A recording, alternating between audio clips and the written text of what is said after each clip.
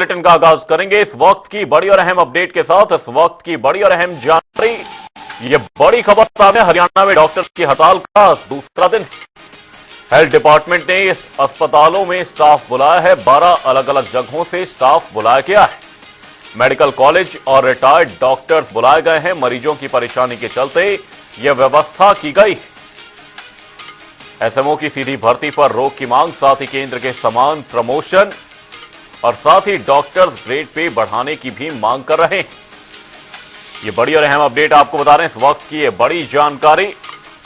हरियाणा में डॉक्टर्स की हड़ताल का आज दूसरा दिन है। ये बड़ी और अहम अपडेट आपको बता रहे हैं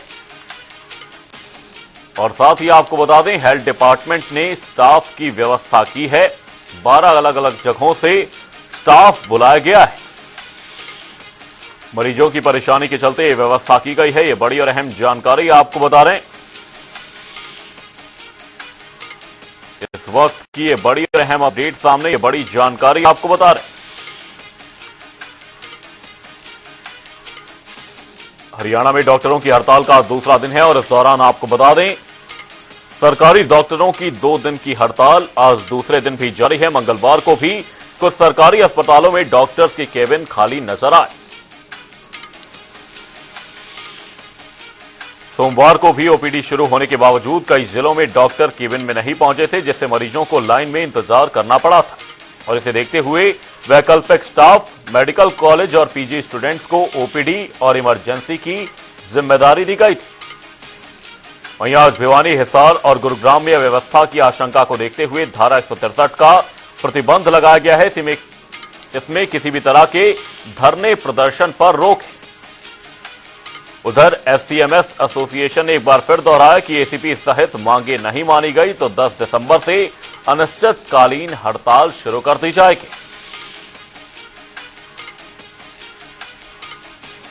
ये बड़ी और अहम जानकारी आपको बता रहे हैं इस वक्त की, ये बड़ी खबर आपको बता रहे हैं। हरियाणा में डायरेक्ट एसएमओ भर्ती सहित विभिन्न मांगों को लेकर समाधान न होने के चलते सरकारी डॉक्टरों की 2 दिन की हड़ताल आज दूसरे दिन भी जारी है। वहीं मंगलवार को भी कुछ सरकारी अस्पतालों में डॉक्टर्स के केबिन खाली नजर आए। वहीं आपको बता दें, पंचकुला में इस दौरान केबिन खाली पड़े हैं और इस दौरान मरीज लाइनों में इंतजार कर रहे हैं। मरीजों को इस दौरान खास तौर पर दिक्कतों का सामना करना पड़ रहा है। डॉक्टर्स की ओर से ग्रेड पे बढ़ाने की मांग की जा रही है। हरियाणा में डॉक्टर्स की हड़ताल का आज दूसरा दिन है। हेल्थ डिपार्टमेंट ने अस्पतालों में स्टाफ बुलाया है। आपको बता दें, 12 अलग अलग जगहों से स्टाफ बुलाया गया है। मेडिकल कॉलेज और रिटायर्ड डॉक्टर्स इस दौरान बुलाए गए हैं। वहीं मरीजों की परेशानी के चलते यह व्यवस्था की गई है। अब वैकल्पिक स्टाफ, मेडिकल कॉलेज और पीजी स्टूडेंट्स को ओपीडी और इमरजेंसी की जिम्मेदारी दी गई थी। जहां सोमवार की हम बात कर रहे हैं, वहीं आज भिवानी, हिसार और गुरुग्राम में अव्यवस्था की आशंका को देखते हुए धारा 163 का प्रतिबंध लगाया गया है। एसएमओ की सीधी भर्ती पर रोक की मांग की जा रही है। डॉक्टर एसएमओ की सीधी भर्ती का विरोध कर रहे हैं। उनका कहना है कि विभाग से उनको प्रमोट किया जाए। वहीं आपको बता दें, हरियाणा में एसएमओ के 644 स्वीकृत पद हैं। इन पदों में से 200 पद रिक्त पड़े हैं और साथ ही 160 पद डायरेक्ट भर्ती वाले एसएमओ के लिए आरक्षित हैं। और कैथल से हमारे सहयोगी अनिल चौधरी हमारे साथ इसी खबर पर तमाम जानकारी के साथ मौजूद हैं। अनिल, आपसे जानने की कोशिश करेंगे, कैथल में फिलहाल किस तरह के हालात हैं, जहां बीते दिनों देखने को मिला कि डॉक्टर्स के द्वारा विरोध प्रदर्शन लगातार देखा गया, हड़ताल इस दौरान की गई और जिससे मरीजों को काफी परेशानियां नजर आई। वहीं आज वैकल्पिक व्यवस्था की गई है। फिलहाल किस तरह की स्थिति कैथल में बनी हुई है? जी बिल्कुल बताना चाहूंगा कि यहाँ पर लगभग 1500 के आसपास जो है रोज ओपीडी होती है और परसों जैसे ही स्ट्राइक का मैसेज मिला था तो मरीजों के अंदर थोड़ा सा ये था कि स्ट्राइक की वजह से उनको परेशानी का सामना करना पड़ेगा, लेकिन सरकार के द्वारा जो है वैकल्पिक व्यवस्था जो कर ली गई थी बताना चाहूंगा कि यहाँ पर जो है कल्पना चावला मेडिकल कॉलेज करनाल के जो स्टूडेंट्स हैं वो ओपीडी और इमरजेंसी की सेवाएं दे रहे हैं, जिसके बाद जो है कुछ ना कुछ मरीजों ने राहत की सांस ली है। हालांकि कुछ जो सेवाएं हैं उन पर असर पड़ा है, लेकिन आमतौर जो है प्रशासन और जो जिला अस्पताल प्रशासन है उसका यही प्रयास है कि किसी भी मरीज को परेशानी ना होने दी जाए। और रात भी जो है लगभग सीएमओ के द्वारा जो है यहाँ से प्रेस नोट जारी किया गया था, उनके अनुसार जो है लगभग 1200 लोगों की ओपीडी की गई है और उनका यही कहना है कि किसी भी मरीज को किसी भी प्रकार की जो परेशानी है वो नहीं होने दी जाएगी। वहीं जो डॉक्टर हड़ताल पर है उनका ये कहना है कि ये जो स्ट्राइक है 2 दिन की है, अगर 2 दिन के बाद भी उनकी मांगे नहीं मानेगी तो ये जो स्ट्राइक है अनिश्चितकालीन जो है तो मैं बदल सकती है। उनकी ये कहना है कि हमारी सीएम से जो है 2 बार मीटिंग हो चुकी है और एक हम मांग जो है हमारी मान ली गई थी, जो दूसरी मांग है सीएमओ की डायरेक्ट भर्ती जो है उससे सरकार ने कोई निर्णय नहीं लिया, इसके विरोध में जो है वो स्ट्राइक पे है। और उन्होंने सरकार से ये अपील भी की है कि उनकी मांगे माने ताकि जो मरीज है वो परेशान ना हो।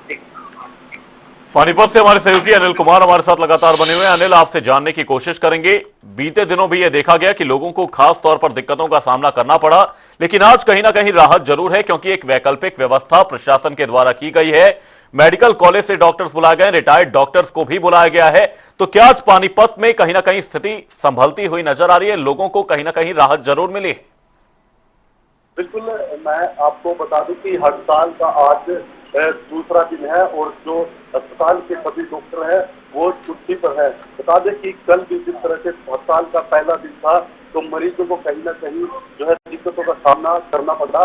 इसके साथ ही मैं बता दूं कि वैकल्पिक व्यवस्था की अगर बात करें तो पानीपत के एलसी कॉलेज और जो ईएसआई अस्पताल है और इसके साथ साथ जो अस्पताल पैनल पर है उनके डॉक्टरों द्वारा जो है इलाज किया जा रहा था। लेकिन कहीं ना कहीं बात करें आज जो हड़ताल का दूसरा दिन है तो कहीं ना कहीं जो है लोगों को भारी परेशानियों का सामना करना पड़ रहा है, क्योंकि वैकल्पिक जो व्यवस्था है उससे जो है मरीज संतुष्ट नहीं होते। हालांकि ओपीडी अलग अलग तरह की ओपीडी है, उसमें डॉक्टर न मिलने के कारण मैं बता दूं कल भी जिस तरह से 50 से 60 महिलाएं जो है 50 से 60 महिलाएं अल्ट्रासाउंड करवाने के लिए आई थी, जो बिना अल्ट्रासाउंड से ही होती थी। और इसके साथ ही जो एक बच्चे की हमने तस्वीर दिखाई थी जो बिना इलाज के ही वापिस लौटा था। और बता दें कि जो गंभीर बीमारियों के जो मरीज है उनको कहीं ना कहीं निजात होकर लौटना पड़ रहा था। वैकल्पिक अगर व्यवस्था की अगर बात करें तो उसमें कुछ ओपीडी ऐसी है जिनको डॉक्टर देख रहे हैं, बाकी अगर गंभीर जो समस्याएं हैं उनके डॉक्टर न होने के कारण दूर दराज से आए मरीजों को भारी दिक्कतों का सामना करना पड़ रहा है। जी, फरीदाबाद से हमारे सहयोगी मुकेश राजपूत हमारे साथ बने हुए। मुकेश, आपसे जानने की कोशिश करेंगे। मुख्यमंत्री नायब सैनी की ओर से यह आश्वासन दिया गया कि कुछ मांगे मान ली गई हैं और कुछ पर अभी विचार किया जा रहा है, और साथ ही वो ये भी कहते हुए नजर आए कि इस दौरान डॉक्टर्स को हड़ताल नहीं करनी चाहिए क्योंकि मानवता से जुड़ा हुआ पेशा है। लेकिन जो यहां पर वैकल्पिक व्यवस्था की गई है, क्या मरीज इससे संतुष्ट हैं? क्योंकि जो एक प्रोफेशनल डॉक्टर होता है उसकी कहीं ना कहीं लोगों के बीच में एक जिस तरह की इमेज होती है, क्या लोग उसी तरह से जो एक वैकल्पिक व्यवस्था की गई है इसको सही मान रहे हैं? देखिए अमन, बिल्कुल साफ तौर पर देखा जाए तो जिस तरीके से डॉक्टर जो है वो 2 दिन की हड़ताल पर है और ऐसे में कहीं ना कहीं उनकी मांग है एसएमओ की सीधी भर्ती को लेकर के, तो कहीं ना कहीं उससे जो है वो साफ तौर पर स्वास्थ्य सेवाओं पर बड़ा जो है वो असर देखने को मिला था। बीते रोज हमने देखा कि काफी जो है वो दिक्कतें मरीजों को जो है वो आती हुई नजर आई, क्योंकि लंबी लंबी कतारों में जो है वो मरीज खड़े हुए नजर आए।